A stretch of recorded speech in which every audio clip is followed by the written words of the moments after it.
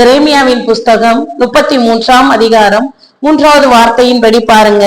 என்னை நோக்கி கூப்பிடு, அப்பொழுது நான் உனக்கு உத்தரவு கொடுத்து உனக்கு நீ அறியாததும் உனக்கு எட்டாததுமான பெரிய காரியங்களை உனக்கு அறிவிப்பேன்.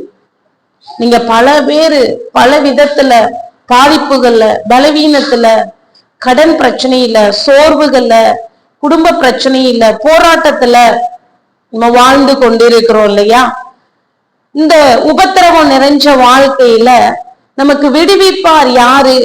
நமக்கு இதுல இருந்து யாரு விடுதலையை கொடுப்பா? இந்த வியாதியில இருந்து, இந்த குடும்ப பிரச்சனையில இருந்து, இந்த கடன் பிரச்சனையில இருந்து யார் நம்மளை விடுவிக்க முடியும் சொல்லி நீங்க ஒருவேளை கண்ணீரோடு வேதனையோடு நீங்க காத்திருக்கீங்களா? கர்த்தர் உங்களை பார்த்துதான் சொல்லுகிறார், வானத்தையும் பூமியும் உண்டாக்கின சர்வ வல்லமையுள்ள தேவன் நான் இருக்கிறேன், நீங்கள் என்னை நோக்கி கூப்பிடுங்க, நான் உங்களுக்கு உத்தரவு கொடுத்து நீங்க அறியாததும் உங்களுக்கு எட்டாததுமான பெரிய காரியங்களை செய்வேன். எப்படி இந்த பிரச்சனை முடியும், எப்படி இந்த காரியத்தை நான் செய்து முடிப்பேன் அப்படிங்கிற குழப்பம் உங்களுக்குள்ள இருந்திருக்கலாம். ஆண்டவரை நோக்கி கூப்பிடுங்க. அருமையான சகோதரியே, சகோதரனே, நீங்க ஆபத்து நேரத்துல கர்த்தரை நோக்கி கூப்பிடுங்க. நீங்க உபத்திரவப்படும் போது கர்த்தரை நோக்கி கூப்பிடுங்க. நீங்க சந்தோஷத்துல இருக்கும்போது ஆண்டவருக்கு நன்றி சொல்லும்படி அவரை நோக்கி கூப்பிடுங்க. அவர் உங்களுக்கு உத்தரவு கொடுப்பார். உங்க அறிவுக்கு உங்க புத்திக்கு எட்டாததுமான காரியங்களை உங்களுக்கு அறிவிப்பார். உங்களுக்கு தப்பித்து செல்லக்கூடிய போக்கையும் அவர் உங்களுக்கு காண்பிப்பார். நீங்க நடக்க வேண்டிய வழியை உங்களுக்கு காண்பிப்பார். உங்கள் மீது கண்ணை வைத்து அவர் உங்களுக்கு ஆலோசனை கொடுப்பார். நீங்க கவலைப்படாதீங்க, நீங்க துக்கப்பட வேண்டாம். உங்களுக்கு உதவி செய்ய ஒருவர் உண்டு.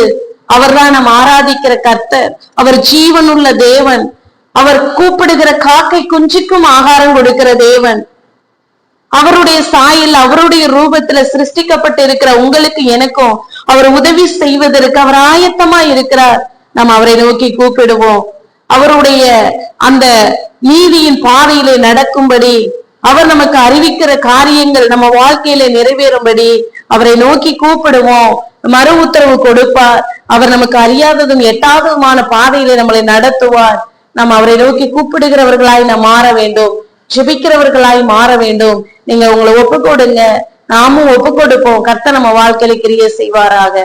God bless you. கர்த்தர் உங்களை ஆசீர்வதிப்பார்.